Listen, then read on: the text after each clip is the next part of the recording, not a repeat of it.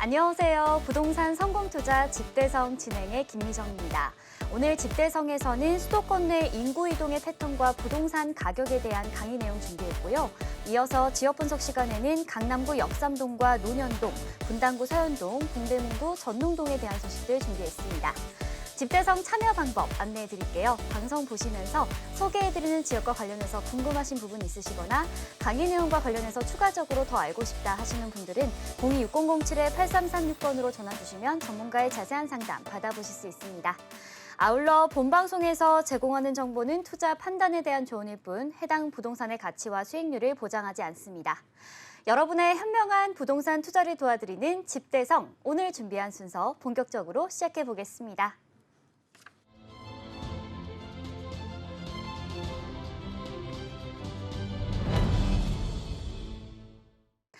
네, 수요일 일부 도움 말씀 주실 전문가분 모셔보도록 하겠습니다. 우리재테크 부동산연구소의 박영신 소장님 나와 계십니다. 안녕하세요. 네, 안녕하세요. 오늘 준비한 내용은 이제 인구 이동에 관련된 내용이고요.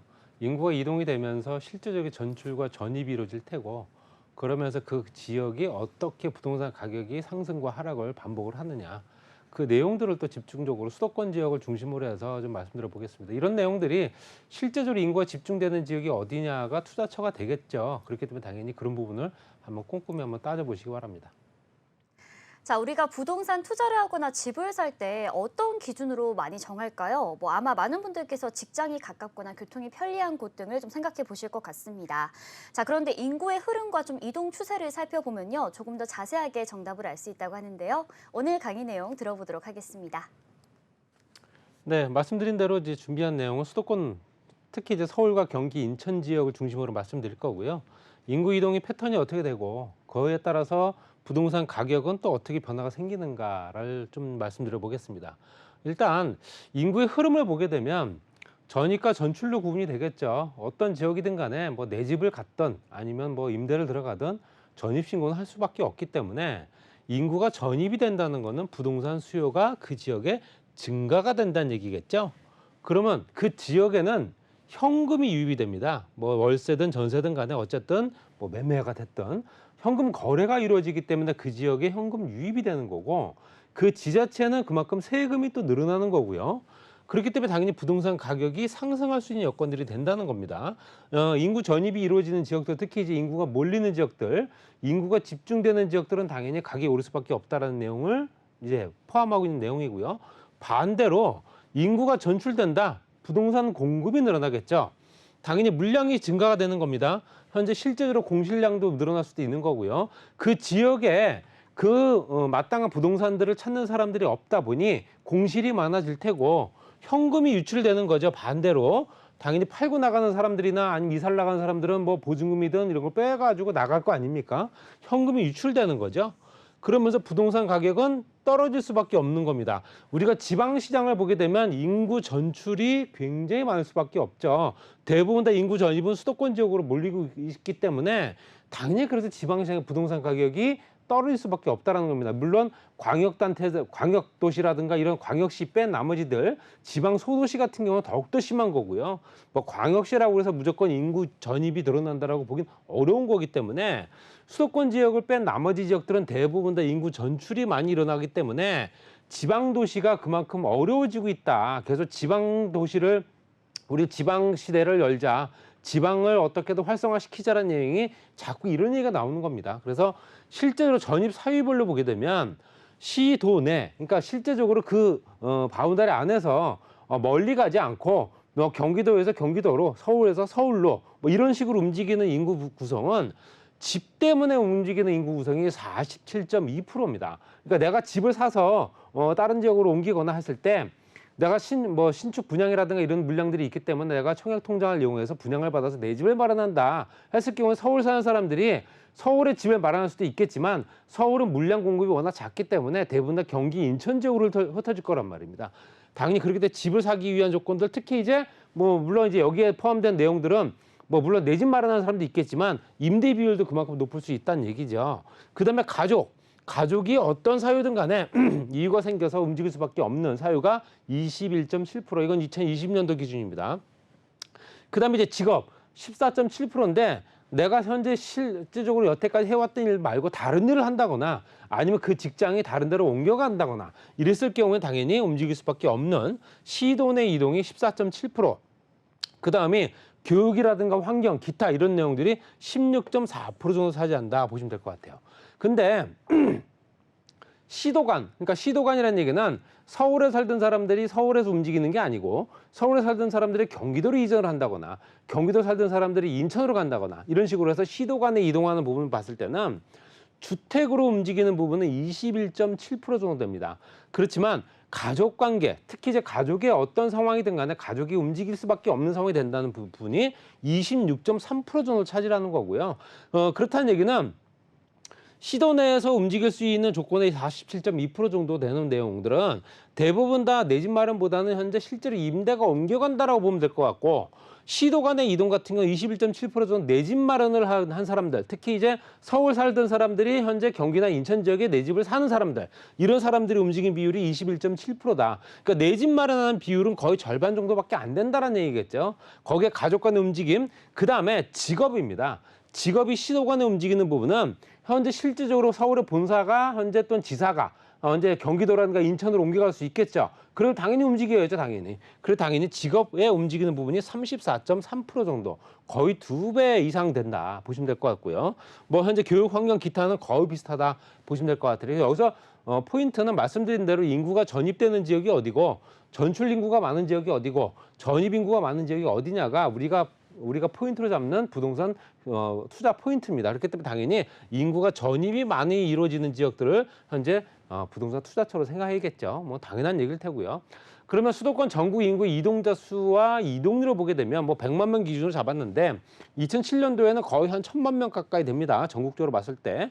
수도권이 현재 한 400만 명 정도 될 테고 2007년도 기준으로 봤을 때 쭉 왔을 때 현재 2000 가까운 2017년도부터 보게 되면 2017년도, 18년도에는 전국 이동자 수가 좀 높아진 걸 보실 수 있고요. 19년도와 살짝 낮아졌다가 2020년도에 좀 높아진 걸 보실 수 있죠. 전국적으로 이동자 수가 많아진 거고, 거기에는 실제로 수도권 이동자 수도 현재 전년 2019년도 대비해서 좀 높아진 걸 보실 수 있습니다.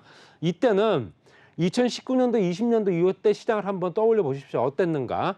내 집 마련하기 위해서 굉장히 애를 썼던 시기죠. 정말로 영끌이라든가 정말 젊은 세대들이 어떻게든 내 집을 마련해야겠다. 집값이 너무 오르기 때문에 당연히 이 시기가 아니면 내가 집을 못 살 것 같다라는 시기가 이때였죠.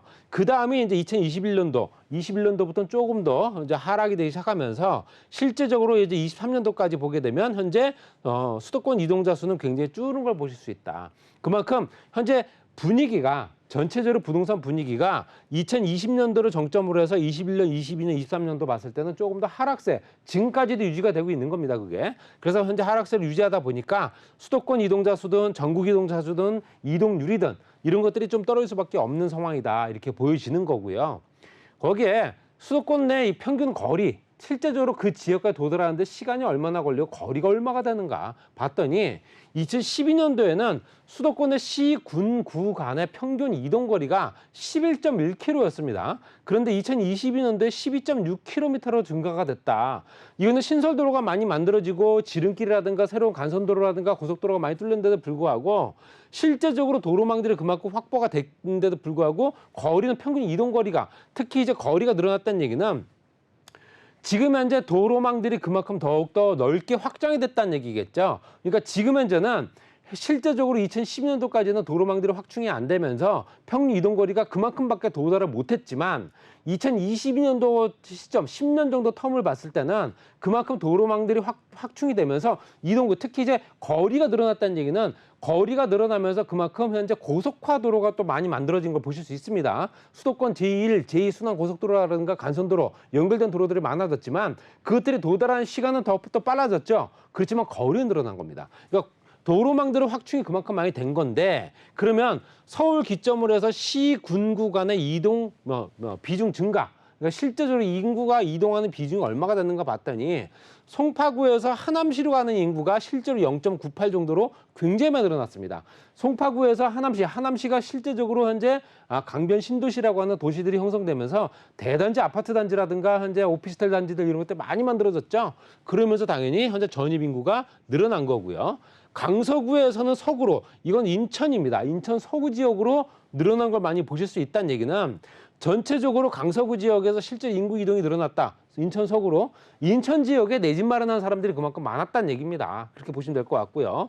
거기에 강동구에서는 당연히 가깝게 있는 하남시 넘어갈 수밖에 없죠. 강동구에서 현재 임대 살던 사람이 현재 실제로 청약 통장을 통해서 내 집 마련하는 기회를 마련했기 때문에 당연히 하남시로 넘어간 거고요. 강남구에서도 비중이 높습니다. 강남구에서도 하남시로 넘어간 사람들, 현재 임대 있던 사람들이 내 집 마련하는 사람들이 그만큼 비중이 높아질 수 있다라고 보여지는 거고, 강남구에서 송파구, 동작구에서 영등포, 그러니까 가까운 인근 지역으로 현재 실제로 인구 이동 비중 증가가 굉장히 크게 가파르게 늘어난 걸 보시게 되면 어떤 형태든 간에 이동을 하겠지만 결론적으로는 내 집 마련하는 비율이 그만큼 조금 더 많이 높아졌을 가능성이 높다라고 보여진다. 이렇게 말씀드릴 수 있고요.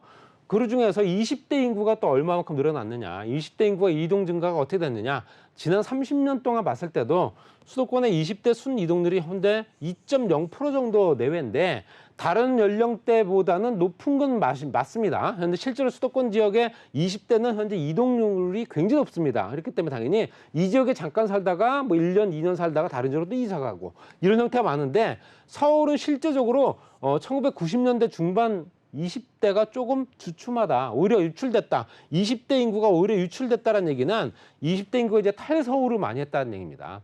그래서 말씀드린 대로 우리가 17년도, 18년도, 19년도 정말 부동산 가격이 끝을 모르 올랐을 때 그때 정말로 이때 이동한 인구들이 그만큼 많아졌다는 얘기고요. 그런데 20대 순 이동률이 지속적으로 상승하면서 최근에는 4.0까지 수준에 도달을 했다는 얘기고, 거기에 경기 인천 2000년대 초반까지 20대 인구 순 이동률이 서울보다 높았다. 그러니까 결론적으로는 경기와 인천 같은 경우는 실제적으로 순 이동률이 굉장히 많다, 높다라는 얘기입니다. 그러니까 오랫동안 거주하지 않고 다른 지역으로 빨리 벗어난다라는 얘기겠죠. 이런 걸 보시게 되면 실제적으로 어떤 지역에 거주하냐에 따라 다르겠지만 안정적으로 거주할 수밖에 없는 지역은 대부분 다 이제 서울 지역으로 이제 몰려든다라는 얘기가 되는 겁니다. 그래서 경기 지역이나 인천 지역으로 갔던 사람들도 다시 서울 지역으로 들어온 사람도 그만큼 많을 수 있다라는 얘기겠죠. 또 1인 가구, 그중에서 1인 가구 있을 수 있죠. 20대 1인 가구 순 이동률이 두드러진다. 말씀드린 대로 혼자 사는 인구, 뭐 결혼해가지고 신혼생활을 하는 사람도 있겠지만 혼자 사는 20대 인구 비율은 현재 실제적으로 젊은 층의 인구 이동이 굉장히 많이 발생을 하는 거고요. 20대 1인 가구나 서울 순 이동 증가가 지속된다. 서울은 실제적으로 순 이동 증가가 많이 늘어나고 있는 상황이기 때문에 당연히 좀 주거가 안정되지 않은 세대다라고 보여지는 겁니다. 그래서 오랫동안 장기적으로 안정적으로 거주할 수 있는 주택이 그만큼 필요한데 그렇지 못하다는 얘기고, 경기 인천은 실제적으로 30대 1인 가구가 서울 지역은 조금 줄어든 편이고요. 이제 경기 인천은 늘어난다. 30대 1인 가구 같은 경우는 실제적으로 조금 더 안정적인 지역에 저렴한 가격에 임대를 들어갈 수 있는 조건들을 많이 찾을 수 있다라고 보여지는 겁니다. 그리고 서울, 경기의 분야별 인구 등 봤을 때는 직업, 교육 이런 것들이 가장 우선순위겠죠. 이거는 당연히 따라갈 수밖에 없는 거고요. 주택, 가족이나 이런 사유로 전출하는 경우도 있는데 2020년도까지 직업 사유순 이동 증가가 된다. 직업이 옮겨지면서 다른 지역으로 또 다른 지역으로 또 직장이 옮겨가면서 아니면 정말로 전업을 하면서 다른 직장에 가게 되면서 현재 실제 옮겨졌지만 최근엔 좀 줄어들고 있는 상황이다. 또 과거 주택 사유의 순이동 발생하면서 2022년 이후 많이 감소하고 있는 상황이다. 그러니까 직업과 교육을 이유로 또 주택과 가족을 이유로 이걸 봤을 때도 조금 늘어났다가 줄어들고 있는 상황이다. 이렇게 보시면 될 것 같고요. 그러면 종사자 수가 얼마가 됐느냐? 실제적으로 남성과 여성 비율을 봤을 때도 전체적으로 현재 실제적으로 종사자 수가 증가가 된 지역으로 인구가 유입되는 건 사실입니다. 그 지역에 법인 현재 실제로 법인 기업체들이 움직인다거나 아니면 현재 중소기업이든 어떤 형태로든 움직일 수밖에 없기 때문에 그런 직업을 따라가는 사람들이 그만큼 많을 수밖에 없다라는 얘기고, 그렇다 보니 남성, 여성 할 거 없이 비중은 계속 높아지고 있는 상황이다. 이렇게 보여지는 겁니다. 이동자 수가 그만큼 많다는 얘기고요. 또 교통과 연결된 상황도 있겠죠. 교통과 인구 이동 같은 경우도 실제적으로 도시철도 노선 수가 많아지면 많아질수록 뭐 실제적으로 2007년보다 2020년도에 상승할 수밖에 없다는 얘기죠. 직주 근접을 따라가는 겁니다. 당연히 직장과 교통이 그만큼 편한 지역으로 옮길 수밖에 없는 거고, 이거는 실제로 일자리가 또 어느 지역에 또 많이 만들어지느냐, 그거에 따라 달라질 수밖에 없기 때문에 일자리와 교통 노선은 또 같이 움직일 수밖에 없거든요. 교통 노선이 안 좋은 일자리 같은 경우는 실제로 오랫동안 장기적으로 근무를 못하는 상황이 될 수도 있기 때문에 그런 것들 인과관계가 있다, 이렇게 말씀드릴 수 있고요. 실제적으로 정부에서 진행하고 있는, 또 민간 업체들이 진행하고 있는 주택 공급을 또 어떻게 하느냐. 주택 공급의 면적의 영향력은 남성, 여성 할 것 없이 굉장히 많이 차지하고 있는 겁니다. 실제적으로 어느 정도는 실제적으로 면적을 따라서 움직이는 경우도 있겠지만, 주택 공급이 어떻게 움직이느냐, 어떤 지역에 주택 공급량이 많아지고 그러면서 그 주변에 다양한 평수가 그만큼 존재하면서 정말 교통과 직장, 일자리, 또 교육, 여기까지 연결되고 있는 지역이냐, 이걸 많이 본다는 얘기겠죠. 남성, 여성 할 거 없이 똑같습니다.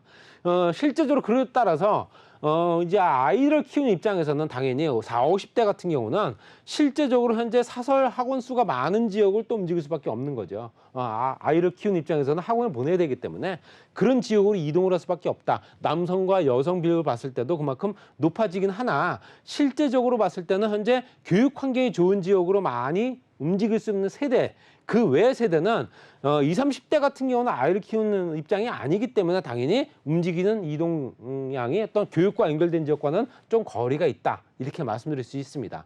이렇기 때문에 당연히 교육, 교통, 직장, 일자리, 뭐 여러 가지 환경들, 교통까지 이것들이 움직이면서 그 지역의 인구 유입이 어떤 지역이 많이 되느냐, 그 지역이 정말 좋아진데 어떤 게 좋아지느냐, 그걸 꼼꼼히 따지셔야 하는 겁니다. 그래서 교통이 좋아지는지, 교육과 관련된 직장, 일자리가 많아지고 있는 건지, 그런 것들을 꼼꼼히 따지셔야지만 조그만 주택을 사더라도 내가 투자할 수 있는 여건들이 충분히 만들 수 있다는 얘기죠. 그거에 따라서 현재 투자 방향을 한번 잡아보시는 게 어떨까, 이렇게 정리하겠습니다. 네, 서울을 비롯한 경기 지역 내 인구 이동의 흐름과 이에 따른 부동산 가격의 변화를 좀 살펴봤습니다. 일자리나 그리고 워라밸을 중시하는 문화의 영향으로 종사자 수가 증가하거나 교통이 편리한 곳, 이런 곳에 사람들이 많이 몰린다는 소식들 좀 살펴봤는데요. 이러한 점들 참고해서 투자해 보시면 좋을 것 같습니다. 자, 박영신 소장님의 세미나 소식도 알려드리도록 하겠습니다. 네, 종부세 정책 변화의 시장 영향이라는 주제로 매주 월요일과 목요일 양적 2번 출구에서 세미나가 열리고 있습니다. 참석하실 분들은 026007-8336번으로 예약해 주시고 방문해 주시면 됩니다. 네, 정부가 종부세 전면 개편 의지를 밝히면서 이 세금에 대한 중산층의 부담을 좀 덜어주려는 의지를 보이고 있는데, 이러한 점들이 좀 영향을 미칠 것 같아요. 세미나에 참석하면 어떤 내용들 들을 수 있을까요?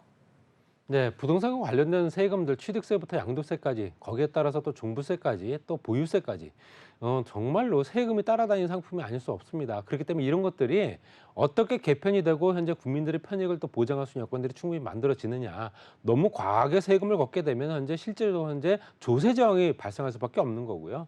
이런 것들을 따라서 내가 또 투자처를 찾는 사람들, 여유 자금이 있는데도 불구하고 아무것도 못하고 부동산 투자를 못한다면 결론적으로는 현재 시장 흐름에 크게, 어떤 시장 경제에 크게 방해가 될 수밖에 없겠죠. 이런 부분이 궁금하시다면 전화나 문자 상담 가능하고요. 또 대면 상담도 가능하기 때문에 사무실로 내방하셔서 많은 분들 참석하셔서 좋은 얘기 들어가시기 바랍니다.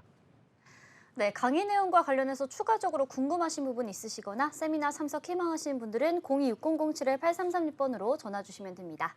이어서 소장님과 함께 만나볼 첫 번째 지역 화면으로 보여드릴게요. 2호선 역삼역 역세권에 위치한 분리형 신축 오피스텔입니다. 공급 면적은 약 37.01제곱미터에서 42.45제곱미터이고요. 시세는 3억 2,500만 원에서 4억 6,500만 원 선입니다. 자, 첫 번째는 강남 속의 강남이라고 불리는 역삼동입니다. 함께 만나볼게요. 네, 테헤란로 입지고요. 역삼역과 강남역 이용할 수 있고, 역삼역에서 도보 3분, 강남역에서도 거의 3분 정도 거리고요. 롯데, 삼성 같은 현재 대기업들이 이미 운집하고 있기 때문에 일자리들이 굉장히 많이 만들어질 수밖에 없는 지역이고, 테헤란로 주변에는 각종 일자리들이 워낙 많은 지역이죠. 그렇다면 직장 인구들이 워낙 많은 지역이고요. 국제로 복합지구 연결되는 삼성역과 또 연결되기 때문에 그만큼 이 주변이 아무래도 더욱더, 지금도 집중되어 있는 지역이지만 더욱더 집중될 수밖에 없는 지역이다, 이렇게 설명드릴 수 있습니다. 현재 지하철 승하차 인원도 강남, 잠실, 뭐 현재 홍대 이렇게 따지고 보게 되면 승하차 인원이 많다. 그렇다는 얘기가 아침 저녁으로 출퇴근 인구가 많다는 얘기고 그만큼 직장군들이 굉장히 활발하고 다양하다라는 얘기겠죠.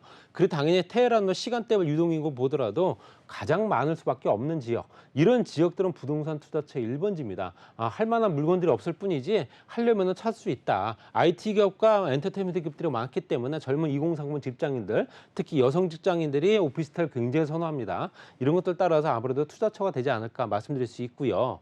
강남 같은 경우는 잠실역부터 현재 서초역까지 연결된 테헤란로 연장. 이것도 뭐 20년, 30년 전부터 얘기가 나왔던 얘기이기 때문에 당연히 테헤란로가 너무 작다. 테헤란로를 연장시켜야겠다라는 내용으로 현재 정보사 부지, 서초역에 있는 정보사 부지가 개발돼서 4차 산업 클러스터로 조성되고 있는 상황. 거기에 경부속도로 지하 사업이 또 연결되면서 세로 축으로도 개발의 방향이 움직이고 있고, 또 롯데라든가 코롱, 라이언미싱 부지들을 활용을 한 대기업들의 일자리 창출. 뭐 삼성 같은 경우는 있기 때문에 당연히 이 주변이 더욱더 활성화될 수밖에 없고, 삼성역 주변은 강남구 국제도로 복합지구가 한창 조성되고 있는 상황이기 때문에 GTX 노선까지 연결되고 있는 그런 지역이기 때문에 당연히 투자 1번지가 아닐까 말씀드릴 수 있고요. 강남 역삼 선릉 삼성 같은 경우는 벤처 산업 벨트로 묶어져 있는 당연히 투자 1번지가 될 수밖에 없는 지역입니다. 가장 중심에 있기 때문에 이런 부분이 당연히 타 지역에 비해서 그만큼 수익률이 높아질 수밖에 없다 설명드릴 수 있습니다. 그리고 현재 지하 6층까지 개발이 되면서 GTX A 노선, C 노선, 거기에 따라서 위례신사까지 같이 연결되는 트램,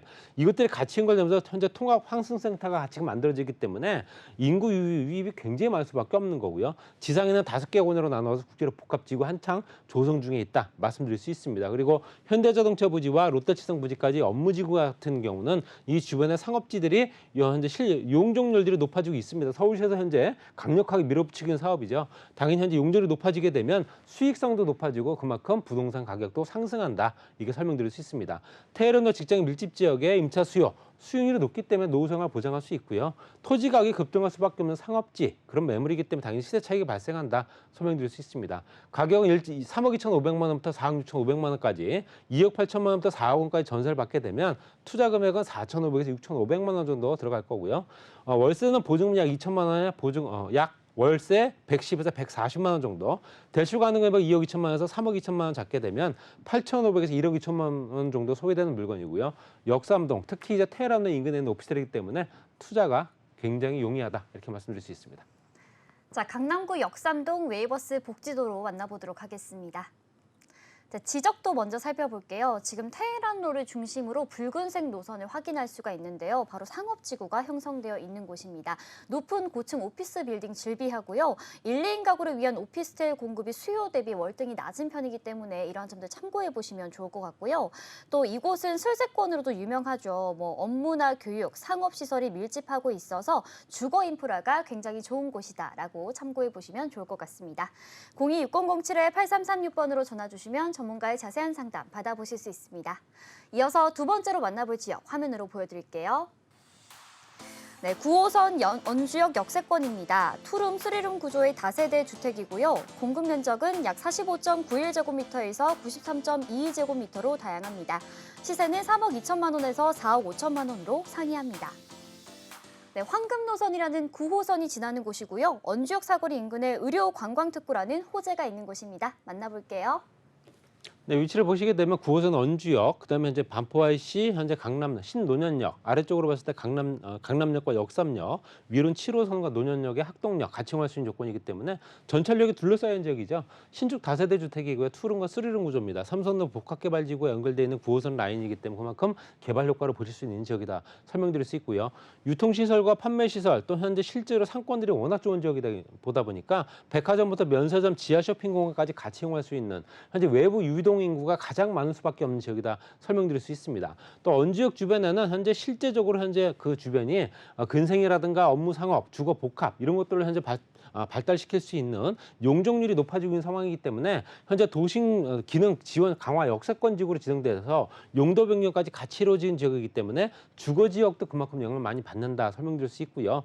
차병원 사거리 같은 경우는 의료 특구가 지정이 되면서 그 주변에는 신축의 현재 의료 관련 시설들이 많아지고 의료 관광을 들어오는 현재 해외 관광객들도 그만큼 많이 들어올 수밖에 없기 때문에 관광 호텔이라든가 이런 수요들이 워낙 많을 수밖에 없는 지역이다. 일자리가 많이 만들어지는 지역이다 설명드릴 수 있습니다. 그리고 삼성동과 연결되는 지구 단위 계획구역에 현재 국제로 복합지구, 현대자동차 같이 연결되고 있죠. 지하 공간과 지상 공간이 같이 개발되고 있기 때문에 5개 공으로 나눠서 개발되는 부분과 현대자동차가 또 현재 어떤 식으로 또 가장 높은 건물에 올라갈 거냐, 이게 관건입니다. 그래서 당연히 그 주변에는 아트월, 판매, 전시, 컨벤션까지 같이 만들어지기 때문에 복합지구로 개발이 된 지역이다 설명드릴 수 있습니다. 그리고 5개 공으로 나눠서 국제 업무라든가 스포츠 특화, 또 현재 실역사 관광, 정통 문화 같이 연결된 지역이다 보니까 지하 공간과 개발되면서 실제로 업무와 상관이 없는 그런 형태의 현재 유동인구가 많이 늘 수밖에 없겠죠. GTX A노선, C노선, 또 위례신사 트램 같이 연결되기 때문에 지하 거대 도시가 만들어지는 영동대로 통합 개발이 이루어지고 있는 지역이다 설명드릴 수 있습니다. 9호선 원지역 3분 초역세권이고요. 강남과 서초권역에 현재 배우지, 풍부한 임차 수요, 복층식 3룸 화장실 2개입니다. 전용 면적 20평이 넘고요. 투자 가치가 상승 가능한 강남 서초 연결 지역이다 이렇게 설명드릴 수 있습니다. 가격은 3억 2천만 원부터 4억 5천만 원까지고요. 전세는 2억 5천만 원부터 3억 6천만 원까지. 또 투자 금액은 7천에서 9천만 원 정도 소요된다 보시면 될 것 같고요. 보증금 3천만 원 월 120에서 140만 원 정도 월세도 가능합니다. 대출 가능하면 1억 6천만 원에서 2억 5천만 원 잡게 되면 1억 3천만 원에서 1억 9천5백만 원 소요되는 물건이고요. 투룸과 쓰리룸 다양하기 때문에 당연히 여기서 기호에 맞는 상품을 선택하면 되지 않을까 이렇게 설명 끝내겠습니다. 자, 논현동입니다. 웨이버스 복지도로 살펴보도록 하겠습니다. 자, 이 지역 같은 경우에는 병세권이라고 봐도 무방할 것 같습니다. 인근에 일단 여성병원인 차병원을 비롯해서 2차, 3차 병원으로 이동이 차량으로도 굉장히 수월한 자리다라고 보시면 될 것 같고요. 지하철 같은 경우에는 9호선 언주역도 물론 이용할 수 있지만 또 인근에 다양한 노선들 살펴볼 수 있습니다. 2호선이나 수인분당선, 7호선, 그다음에 이런 신논현역까지도 이용이 가능하다는 점 참고해 보시기 바랍니다. 026007-8336번으로 전화 주시면 전문가의 자세한 상담 받아보실 수 있습니다. 네, 일부 도움 말씀 주신 박영신 소장님은 여기서 보내드리고요. 저희는 잠시 후 2부에서 찾아뵙겠습니다. 소장님 고맙습니다.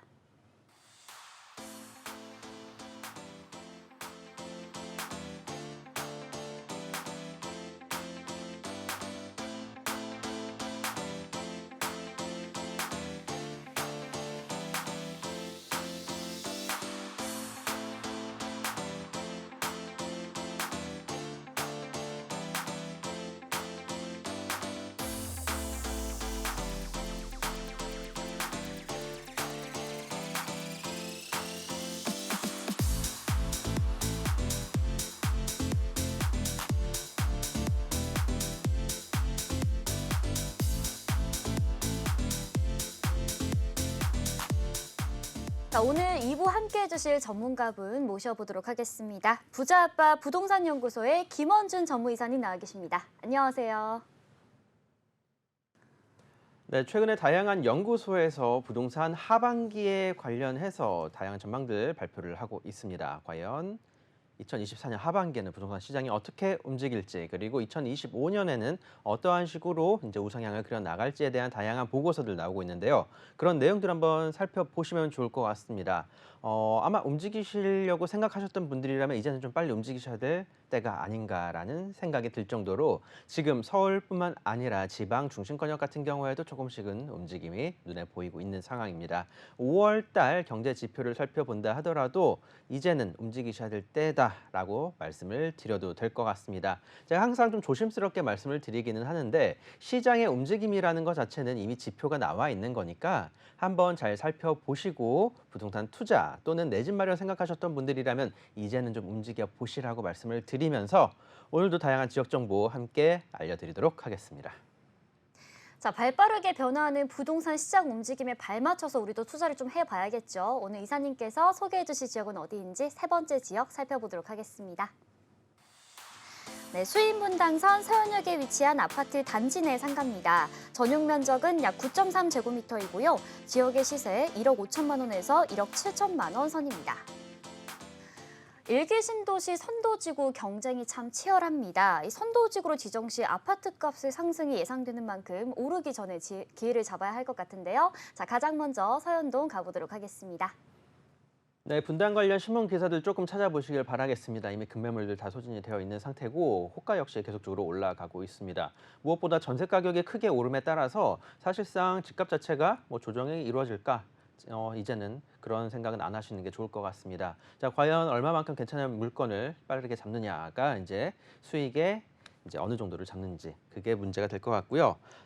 성남시 전체 지역을 놓고 본다 하더라도 성남시 같은 경우 재개발과 재건축 사업이 활발하게 이루어졌습니다. 지금 계속적으로 신축 아파트들 잘 올라가고 있는 상황에서 이제는 분당 지역이 구도심이 되어버린 상황이었죠.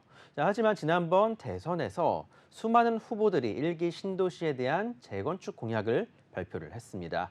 자, 그런 만큼 지금 앞으로 이 일기 신도시들 같은 경우 이미 법안이 마련이 되었고 계속적으로 차근차근 진행이 되어 나가는 상황이니까 더 이상은 뒤로 물을 수 없는 사업이 시작이 됐다라고 말씀을 드려야 될 것 같습니다. 자, 그 옛날에 이 분당 신도시를 분양을 했을 때 당시에 못 잡으셨던 분들이라면 이제라도 한번 이 지역 살펴보시고 투자에 나서 보신다라면 또 좋은 결과 얻어가지 않으실까 싶은데요. 자, 이 분당이라는 지역에 대해서 한번 간단히 살펴보도록 하겠습니다. 분당에 이 수많은 아파트들이 많이 있습니다.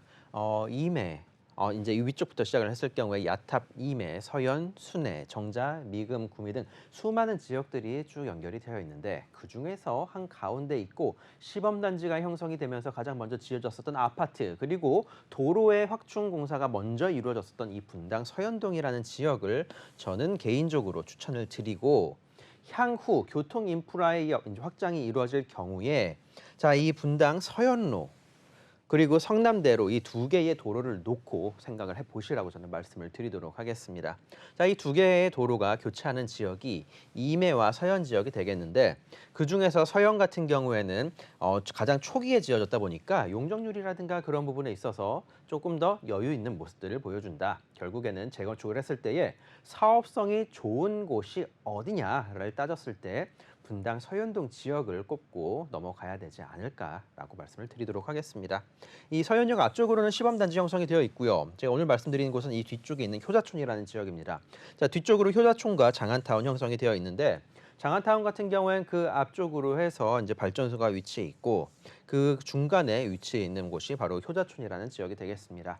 용적률이 좀 낮을 뿐더러 준주거 지역으로 형성이 되어 있는 곳이 있습니다. 그런 곳들 노려서 투자를 하신다면 향후 용적률 인센티브 받을 때에 더욱더 높은 초고층 아파트로 변화할 수 있는 지역이니까 이 점 염두에 두고 투자에 나서 보시면 좋을 것 같고요.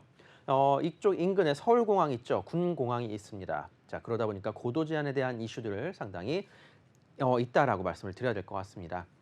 어떠한 물건을 잡는다 하더라도 분당에서는 그거 꼭 생각을 하고 잡으셔야 된다 말씀을 드리겠고요. 자, 이 고도 제한 영역에 벗어나는 아파트들을 선택하시라고 말씀을 드리도록 하겠습니다. 자, 그런 만큼 분당 서현동 지역 그리고 분당 정자동 지역 저는 이 두 지역을 가장 좋아한다라고 말씀을 드리도록 하겠고요. 자, 이 분당 지역 왜 투자를 이제 추천을 드리느냐 한번 말씀을 드려보도록 하겠습니다. 자, 10년간 집값 상승률 1위였었던 지역이 바로 분당이라고 합니다. 자, 일자리 증가가 한몫을 한다라고 하는데 처음에 이 분당 신도시가 지어졌을 때 당시에는 베드타운으로서 그러니까 단순히 잠만 자고 서울로 출퇴근을 하는 그런 사람들을 위한 도시였다라고 한다면 이제는 그렇지가 않죠. 판교 일대가 개발이 됨에 따라서 지금도 또 개발을 하고 있습니다. 계속적인 업무시설 확충 공사가 이루어지는 덕분에 분당 같은 경우 이제는 소득 수준이 높은 분들이 대부분이 거주를 하고 있다라고 생각을 해야 될 것 같습니다. 실제로 이 지표를 보여주는 것도 이제 있을 뿐만 아니라 무엇보다도 이 바로 판교 일대에 실제로 발생되는 소득 수준과 그리고 대기업들이 입점을 해 있다는 걸 생각해 보신다라면 분명히 그 의견을 이제 아마 동의를 하지 않으실까 싶습니다. 자, 부동산 투자는 선택이 아니라 필수. 하지만 단기 시대 차익만 노리고 무리하게 영끌을 하거나 본업의 지장을 투자는 피해야 한다. 당연한 내용이 될 것 같습니다. 이거는 제가 항상 말씀을 드리는데 진짜 있는 돈 없는 돈 신용대출까지 받아가지고 저는 투자를 하라고 말씀을 드리지는 않습니다. 본인의 여력이 되는 한 안정적인 투자를 해야 제대로 된 물건을 잡을 수 있다라고 말씀을 드리겠고요. 주식이나 가상화폐 같은 그런 투자는 아닙니다. 부동산은. 자, 분명히 안정적인 것을 찾고 좀 장기적으로 내다보고 괜찮은 수익을 얻어갈 수 있도록 꾸준히 공부와 함께 그리고 안정적인 마음으로 투자를 해야 될 필요가 있다라고 이제 중간에 잠깐 말씀을 드리도록 하겠고요. 자, 1기 신도시 재건축 규제 완화 특별법 국회 본회의를 통과를 했습니다. 작년 이야기입니다. 국회 본회의를 통과하고 진척적으로 이제 법안들 시행령들이 마련이 됨에 따라서 지금 1기 신도시 재건축 이제 첫발 띄고 있다 말씀을 드리면서 지금 현재 이제 선도지구 지정을 앞두고 있는 상황이 되겠습니다. 이제 얼마 남지 않았습니다. 사실상 선도지구로 지정이 될 만한 곳 그렇게 많이 보이진 않는데요. 그중에서 일부 지역이 저는 눈에 좀 띄고 있습니다. 앞서 말씀드렸던 서현동의 바로 시범단지와 정자동 일대, 그때가 이제 그쪽 지역이 아마 선도지구로 지정이 되지 않을까 조심스럽게 예상을 하고 있는데 지금 당장 뭐 선도지구 들어가라고 말씀을 드리는 것은 아닙니다. 워낙 피가 많이 붙어 있고 하다 보니까 지금 들어가시게 될 경우 조금은 더 투자 금액이 많이 들어갈 수밖에 없다 보니 자 바로 선도지구 그 다음 타제가 어디가 될지를 생각하고 저는 투자에 나서 보시라고 말씀을 드리는 겁니다. 1기 신도시들 다양한 지역들이 있습니다. 일산, 중동, 삼본, 평촌, 분당. 이 중에서 꾸준하게 아파트가 우상향을 그려 나갔으면서 그 주변 일대가 다양한 업무시설이 들어오고 그리고 강남까지의 접근성이 좋은 곳, 서울과의 접근성이 좋으면서 교통 환경 역시 좋은 곳을 찾게 된다면 한 지역밖에는 답이 없는 상황입니다. 그런 만큼 좀 안정적인 투자 생각하시는 분들이라면 저는 이쪽 들어가라고 말씀을 드리겠고요. 완전 소액으로 조금 한번 노려보자, 뭐 내 집 마련 노려보자라고 하시는 분들이라면 저는 개인적으로 이쪽 지역도는 나쁘지 않다라고는 보는데 사실상 이 두 지역의 차이가 아파트 자체의 가격 차이가 좀 있는 편이니까 되도록이면 미래 가치가 높은 곳을 선택을 하시라고 저는 말씀을 드리도록 하겠습니다. 1기 신도시 재정비 일정을 살펴보게 된다면 이미 작년에 법안이 마련이 되었고요. 그리고 2024년 초에 특별법 시행령 이제 나오고 올해 중순경 이제 얼마 남지 않았습니다. 선도지구 자, 그중에서 분당 쪽에 조금 더 손을 많이 들어줄 예정이라고 합니다. 그런 만큼 이렇게 선도지구 지정이 되고 난 다음 착착착착 개발이 진행이 되게 된다라면 자, 빠르면 2030년 그리고 2033년 정도 입주를 목표로 해서 개발이 진행될 예정이니까 중장기적인 개발 사업에 일정 잡고 들어가실 분들이라면 적극적으로 추천을 드리도록 하겠습니다. 그렇지 않은 분들 같은 경우에는 중간에 피해를 받고 나오시는 투자 생각해 보시기를 바라겠습니다. 자, 오늘 말씀드리는 거는 아파트를 잡으라고 말씀을 드리는 건 아닙니다. 최근에 호가 역시 올라가고 전세 가격 올라감에 따라서 계속적으로 가격 상승이 이루어지고 있는 상황이다 보니 실제로 투자할 금액이 조금 높아지고 있다라고 말씀을 드려야 될 것 같습니다. 자, 그럼에 따라서 자, 틈새 시장 한번 노려보도록 하겠습니다. 재건축 아파트 단지 내 상가입니다. 단지 내 상가. 아파트 같은 주소를 쓰고 그 아파트 같은 단지 안에 위치해 있는 상가를 잡으라고 말씀을 드리는 건데 최근 들어서는 이 아파트 단지 내 상가의 인기가 떨어지고 있죠. 실제로 신축하고 있는 아파트를 살펴보신다 하더라도 상가 자체가 그렇게 크게 뽑지를 않습니다. 상가 뽑을 바에는 커뮤니티 시설 짓고 이 아파트에 살고 있는 사람들 관리비 조금씩 더 내면서 커뮤니티 시설도 운영을 하고 더 크게 만드는 게 차라리 아파트 가격을 올리는 데 도움이 된다는 거를 이제는 아파트 조합원들도 아는 겁니다. 그런 만큼 보통은 최근 들어서 신축을 하게 될 경우에는 1층 내지는 2층 정도 일부만 상가로 빼게 되고요. 나머지는 대부분 커뮤니티 시설로 빠지게 됩니다. 그런 만큼 상가를 갖고 있는 사람들한테도 아파트 입주권을 받을 수 있는 그런 기회를 주고 있다라고 말씀을 드릴 수 있겠고요.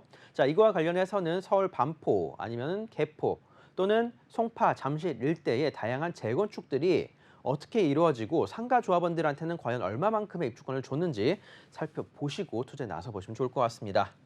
자, 재건축 단지 내 상가 투자할 때 고려해야 될 점 말씀드리겠습니다. 결국에 중요한 거는 재건축 사업성입니다. 사업성이 좋아야 상가 조합원들한테도 입주권을 줄 수가 있는 거고요. 사업성이 안 좋은데 상가 조합원들을 억지로 끌고 갈 필요가 없습니다. 자, 결국에는 싸우게 될 수밖에 없겠죠. 자, 하지만 또 문제가 있습니다. 서로 싸우게 되고 서로 배척하게 되면은 결국에는 개발 사업 진행을 못 합니다. 자, 그리고 사업 진행 속도가 늦춰지면 늦춰질수록 사업비가 늘어나겠죠. 계속적으로 진퇴양난에 빠지는 상황이 발생이 되다 보니 이런 상가 조합원들을 이제는 무시하고 갈 수가 없다라는 점 말씀을 드리면서 자, 정관에서 상가 아파트의 산정 비율 중요하다 말씀을 드릴 텐데요. 자, 결국에는 아파트 조합원과 상가 조합원들의 협의가 이루어진 그렇게 조합 설립을 하기 위해서 바로 이 상가 조합원들, 아파트 조합원들의 협의가 이루어져야 되는 겁니다. 자, 그런 만큼 이 정관을 정할 때 자, 조합 설립이 아직 안 된 아파트 단지들 같은 경우에는 상가 조합원들이 똘똘 뭉쳐서 한 목소리를 내게 된다라면 결국에 아파트 조합원들과 협의가 좋은 식으로 이루어질 수밖에 없겠고요. 그런 만큼 아직까지 정관이 정해지지 않은 그런 아파트를 노려서 투자를 하신다라면 저는 나쁘지 않을 것 같다라고 말씀을 드리겠습니다. 그리고 상가이기 때문에 임대 및 대출에 대한 리스크가 분명히 발생이 될 겁니다. 상가가 비어 있다라고 한다라면 대출이 가능해지겠지만 역시나 금리가 조금은 아직까지는 4%대다 보니 이자에 대한 비용 부담이 좀 있을 수가 있겠습니다. 그런 만큼 너무 큰 상가를 선택하기보다는 소형 평형대의 이제 저평수 상가를 잡으시는 걸 추천을 드리도록 하겠고요. 자, 투자 패턴에 따라서 단타 또는 중장기적으로 내다보는 투자가 이루어져야 될 것 같습니다. 본인 투자 패턴과 그리고 자금 여력 잘 고려해보고 투자에 나서시라고 말씀을 드리도록 하겠고요.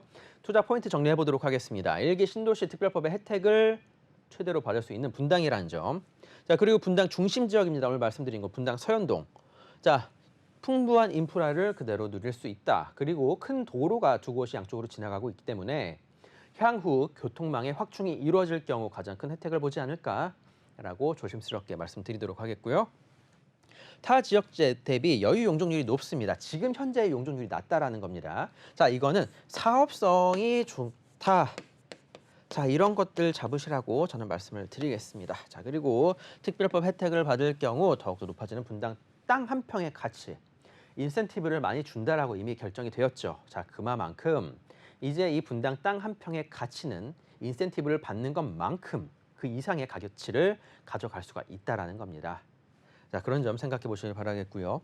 상가이기 때문에 주택수에 포함이 되지 않아서 세테크적으로 가능하다.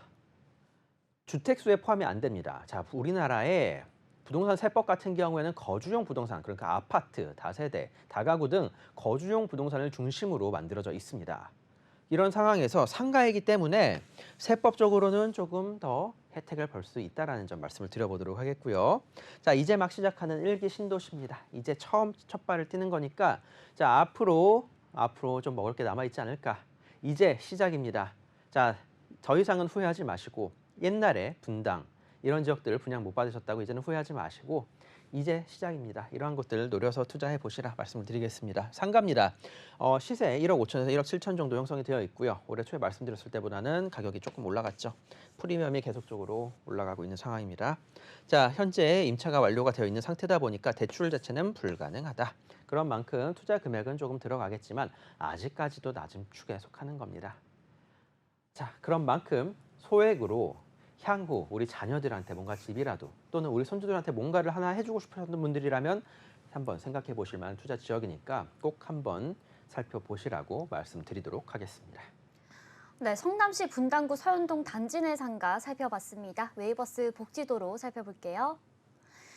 자, 일단 지하철 노선 먼저 살펴보도록 하겠습니다. 수인 분당선 서현역을 가장 가까이서 이용하실 수가 있고요. 또 이외에도 차량을 통해서 분당의 대장이라고 할 수 있는 판교역까지도 수월하게 이동이 가능합니다. 신분당선 이용해 볼 수가 있고요. 또 바로 옆에는 GTX A 노선이 지나는 성남역 그리고 경강선이 지나는 임해역까지도 인근에서 만나볼 수가 있습니다. 자, 이 지역 같은 경우에는 이미 살기 좋은 베드타운으로 형성이 된 지역이기 때문에 녹지 공간도 풍부한데요. 가장 큰 중앙공원과 율동공원을 비롯해서 수많은 공원들이 있다는 점, 이 점도 참고해 보시기 바랍니다. 02-6007-8336번으로 전화 주시면 전문가의 자세한 상담 받아보실 수 있습니다. 네, 오늘 마지막으로 만나볼 지역 화면으로 보시죠. 1호선 경의중앙선 청량리역 도보 5분 거리에 위치한 다세대 주택입니다. 전용 면적은 약 29제곱미터이고요. 시세는 4억 5천만 원에서 4억 7천만 원 선입니다. 네, 얼마 전 청량리역과 신내역을 연결하는 면목선이 도시철도 예비 타당성 조사를 통과했죠. 전농동 지역의 교통 불편이 해소되지 않을까라는 그런 기대감을 품게 하는데 이 지역 자세하게 만나보시죠. 네, 안 그래도 많은 노선 잘 깔려 있는 청량리역인데 지금 또 노선 하나가 또 추가가 되게 생겼습니다. 공사까지는 기간이 조금 남아 있으니까 공사 완료까지는 한 7년에서 8년 잡아야 될 것 같습니다. 그런다 하더라도 계속적으로 호재가 들려오는 이런 청량리 지역이니까 말씀을 드리는 건데요. 자, 청량리역과 바로 서울 시립대 그 사이에 위치해 있는 지역이 전농동입니다. 자, 예전에 전농다심리 재정비 촉진지구로 해서 이 일대에 한번 신축 아파트로 바뀌었었던 지역이고요. 그때 당시에 개발이 안 됐었던 곳들이 있습니다. 그러한 곳들이 이제 하나하나 개발이 진행되어 나가고 있는 상황인데요. 전농 9구역 같은 경우에는 공공 재개발로, 전농 8구역 같은 경우는 민간 재개발로 진행이 되고 있습니다. 그 사이에 위치해 있는 곳이 이제 전농 10구역입니다. 10구역 같은 경우에는 이미 예전에 한번 재개발을 추진을 했었다가 한번 무산이 됐었습니다. 그때 당시 아파트 가격을 생각해 본다라면 아마 이쪽에 땅을 많이 갖고 계신 분들은 조금 반대를 하지 않았을까 싶은데요. 이제는 그렇지가 않죠. 구옥 아파트와 신축 아무 이제 조금 시간이 지나서 그런다 하더라도 신축 아파트 뭐 한 8년 정도 된 거 그런 것들과 가격 비교를 해봤을 경우에도 구축 아파트와 신축 아파트의 가격 차이 상당히 큽니다. 그리고 재개발을 했을 경우에 아마 미래의 아파트 가격 가치 그리고 청량리역에서 가까운 거리임과 동시에 서울 시립대역 그리고 이 위쪽으로 형성이 되어 있는 다양한 대학교들 위쪽이 바로 이문입니다. 자, 그런 것들을 생각해 보신다라면 이 지역 앞으로의 미래 가치 상당히 높아질 거 충분히 예상을 해볼 수 있는 상황이고요. 오늘 말씀드릴 곳은 전농 10구역이라는 지역이 되겠습니다. 청량리역에 대해서는 잠시 뒤에 말씀을 드리도록 하겠습니다. 자, 노후도 한번 살펴보도록 하겠습니다. 전농 10구역, 자, 이런 지역이 되겠습니다. 자, 빨간색이 많죠. 자, 파란색은 보통 신축인데 신축 자체가 그렇게 많지도 않을 뿐더러 그리고 한동안은 이곳이 지금 건축 행위 제한이 걸려 있는 상태입니다. 신축이 지난 2년 동안 불가능했다라는 것을 생각해 본다라면 노후도는 계속적으로 올라가고 있습니다. 자, 그리고 개발에 대한 여면 역시 계속적으로 높아지는 상황임에 따라서 이곳 앞으로 개발 사업 아마 이제 잘 추진이 되지 않을까 예상을 해볼 수 있는 상황임과 동시에 그리고 이 앞쪽으로 형성이 되어 있었던 그때 당시에 예전에는 빠져 있었던 다른 지역들도 같이 껴서 진행을 하게 되면은 상당히 넓은 부지가 앞으로 개발할 것을 좀 예상을 할 수 있지 않나라고 말씀을 드려보도록 하겠습니다. 청량리역입니다. 자, 지하철 1호선, 분당선, 경의중앙선, 경춘선, ITX, 청춘선, 강북, 횡단선과 면목선 확정입니다.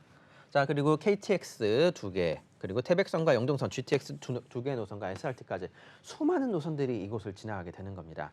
자, 우리나라에 KTX가 지나가는 2개가 지나가는 곳이 바로 얼마만 이제 있지 않은데 청량리역 그리고 서울역 그리고 삼성역 이러한 지역들을 노려서 투자를 하신다라면 절대 실패할 일은 저는 없다라고 말씀을 드린과 동시에 지금 면목선 같은 경우에도 이제 확정이 되었습니다. 오늘 말씀드렸었던 그곳 바로 앞에 서울시립대역으로 앞으로 또 출구가 나올 예정이니까 좀 장기적으로 놓고 본다라면은 이곳 역세권 개발 계획을 추진해도 될 것 같은데 빠르게 추진을 하게 될 경우에는 신속통합 또는 바로 지금 서울시에서 추진하는 수많은 개발 사업들 바로 다 추진이 가능하다. 노후도 확실하고요. 자, 그리고 그것과 함께 다양한 것들 이제 동의율도 계속적으로 잘 나오고 있는 상황들인 것을 살펴봤을 때 이곳들 앞으로 어떤 식으로든 개발이 가능하다라는 점 잘 생각해 보고 어떠한 개발로 끌고 나갈지 한번 큰 기대를 해보셔도 좋지 않을까 싶습니다. 모아타운이든 신속통합이든 역세권 개발 계획이든 자, 어떤 것들 한번 기대를 해보시라고 다시 한번 말씀드리겠고요. 자, 말씀드렸던 것처럼 청량리역, 서울역, 삼성역 이 세 지역 어떤 거를 투자를 하셔도 저는 괜찮다라고 말씀을 드리도록 하겠습니다. 자, 이제 GTX가 2개 노선이 지나가고 그리고 서울역보다도 더 많은 노선들이 청량리역을 지나감에 따라서 앞으로 청량리 일대 더 크게 개발이 될 것 충분히 예상을 하고 있습니다. 자, 얼마 전에 토지거래 허가구역으로 묶였었는데 이곳이 지금 풀렸습니다. 자, 그러다 보니까 지난 2년 동안 거래가 되지 못했었던 것들 그리고 이곳에서 개발을 반대하셨던 분들 같은 경우에도 팔고 나가는 그런 모습들을 보여주니까 앞으로 재개발 사업을 추진하는 데 조금 더 수월해지지 않을까라고 말씀을 드리면서 자, 토지이용 계획원을 확인해 봤을 경우에 바로 이것 건축 허가 착공 제한 지역으로 2022년도에 결정이 되어서 지금까지도 유지가 되고 있습니다. 신축 자체가 현재는 불가능한 곳이니까 노후도 꾸준하게 잘 올라가고 있다. 그리고 이곳의 주택 가격 계속적으로 올라갈 수밖에 없다라는 점 말씀을 드리도록 하겠습니다. 청량리 일대 혐오시설 및 노후시설이 초고층 아파트로 변화가 이루어졌습니다. 롯데캐슬 L65 및 한양수자인 등 이곳 초고층 아파트들 이렇게 올라감에 따라서 이제는 좀 환경이 많이 변화되고 있다는 점 말씀을 드리겠고요. 지금 현재 전농 10구역의 모습입니다. 자, 이렇게 노후된 주택들 많이 있다. 소방차 진입이 불가능하고 그리고 물난리가 나고 불난리가 났을 경우에 그 대응을 할 수 있는 방안이 그렇게 많지 않은 곳입니다. 그런 만큼 서울시에서는 이러한 지역들을 어떻게든 개발을 시키겠죠. 자, 그거 놓고 투자를 하시라는 겁니다. 자, 노후도 충분합니다. 자, 앞으로 이 일대 개발지가 얼마만큼 더 넓어질지 한번 생각을 해보시고 투자에 나서시라고 말씀을 드리도록 하겠고요. 투자 포인트 한번 정리해 보도록 하겠습니다. 전동 19역 다시 한번 추진하고 있는 지역이고요. 제2의 용산, 청량리역을 중심으로 한 개발 사업들 계속적으로 이루어지고 있습니다. 자, 서울 내 가장 많은 철도와 지하철을 보유하게 될 청량리역의 개발 호재, 그리고 혐오시설. 자, 이런 것들이 이러는 바뀌어 나간다. 자, 시세 4억 5천에서 4억 7천대 형성이 되어 있고요. 전세 놓고 투자를 하실 경우엔 2억대에 서울에서 가장 많은 철도가 지나가는 이 청량리역에 투자 가능합니다. 이런 것들 놓고 투자에 나서 보시길 바라겠습니다. 네, 본방송에서 제공하는 정보는 투자 판단에 대한 조언일 뿐 해당 부동산의 가치와 수익률을 보장하지 않는다는 점 기억해 주시고요. 오늘 저희가 준비한 소식은 여기까지입니다. 시청해 주신 여러분 고맙습니다.